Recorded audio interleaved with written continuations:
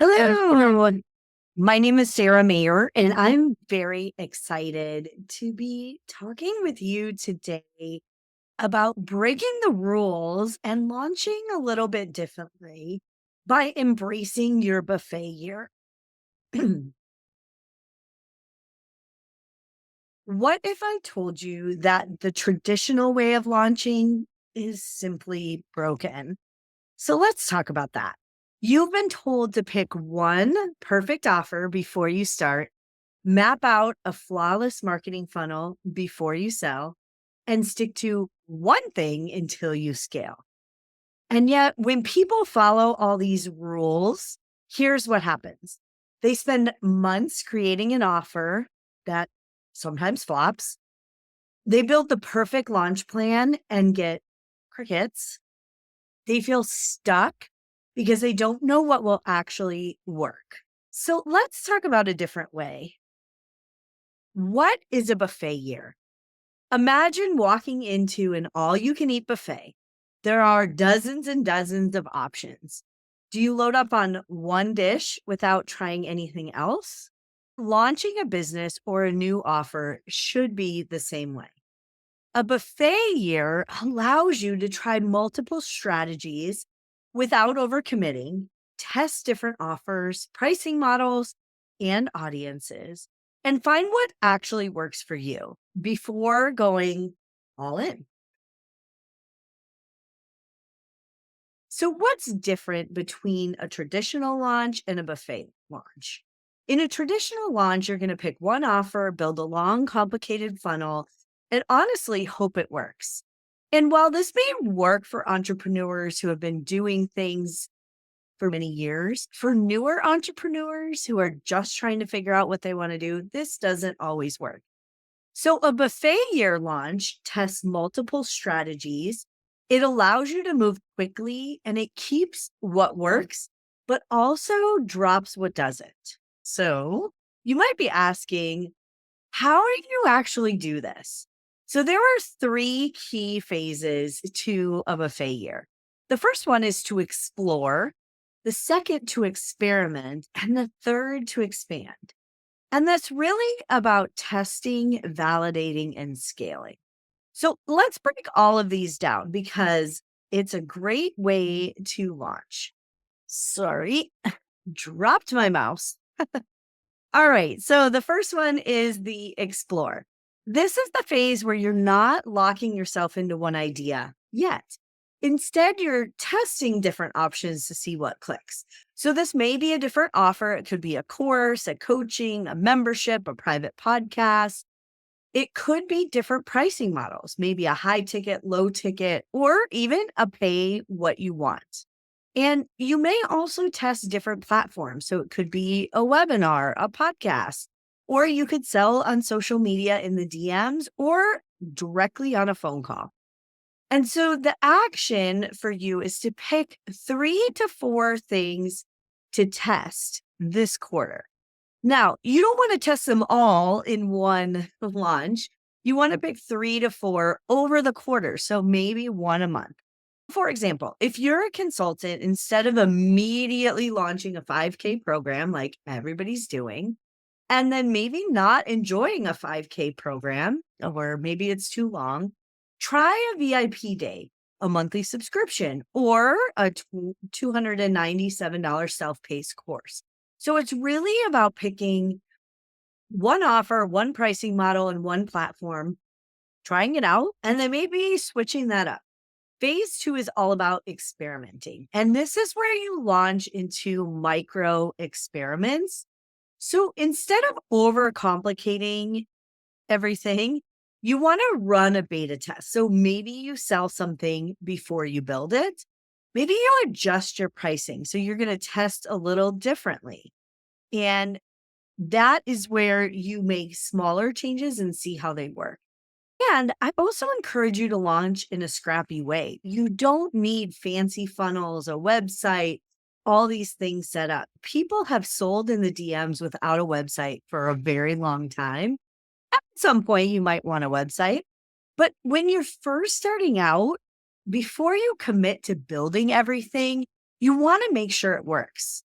So I challenge you to set a 30-day experiment for each of your ideas that you selected in the first phase.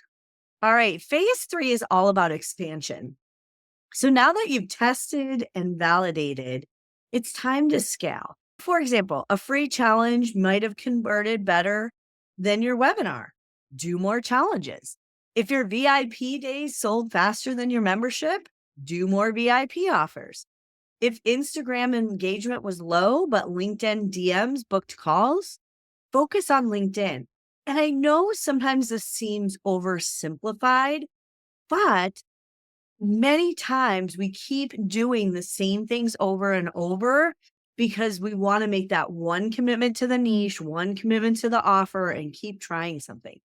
If it's not working, this experiment is all about making change before you expand.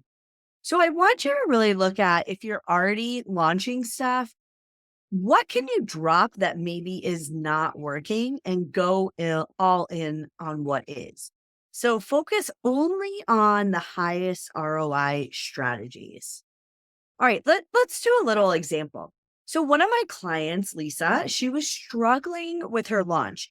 And that's because she thought webinars were the best and only way to sell.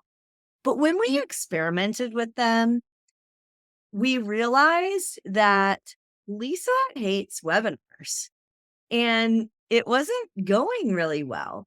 And so, because of that, we realized that a podcast tour where she wasn't doing video would be better. And she was able to speak on other people's platforms because she didn't have one. And this is where we developed a low ticket self study version of her coaching program. And we used a little bit of LinkedIn strategy for outreach. And guess what? We tried all those things. We did different things in various different ways. And the podcast tour became her biggest revenue driver. That is what we expanded on for her. We picked something out of the buffet, and then we did an experiment, and then we expanded from there. So let's talk about some of the biggest mistakes to avoid.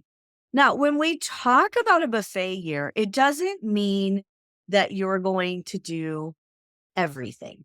We're not just randomly guessing instead of tracking. We're not quitting too early. You want to at least test for 30 days. And we don't want to overcomplicate instead of taking action. We want to keep it simple because speed really beats perfection.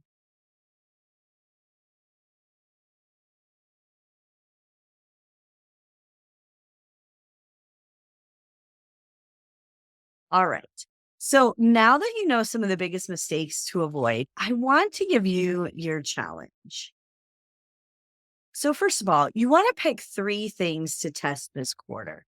Launch before you feel ready and break the launch rules and see what happens. So, maybe what's one launch rule you're committed to breaking this year? Think about that. What's one launch rule you're committed to breaking this year? If this is your buffet year, make it count. I want you to really think about how you can change it up.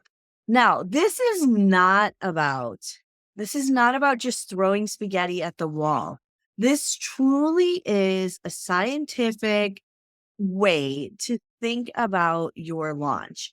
It's not about just following expert advice either. So you want to really think about, how can you go forward and ensure that what you're doing and what you're putting your time and effort into is coming back to you as you launch. I hope you truly try the buffet year. It's one of my favorite things. And one of the things that I'll say about buffet years is, you get to choose. You get to decide what you want to do, and you get to decide what you don't want to do. And instead of investing all this time into something that maybe you won't even like, you get to change it up and decide what you are going to put on your plate from the buffet. All right. Again, my name is Sarah Mayer. I'm so excited to see what you create in your buffet year as you break all the rules. And follow me for more launch strategies. We love working with our clients to see them launch businesses and offers that they are passionate about.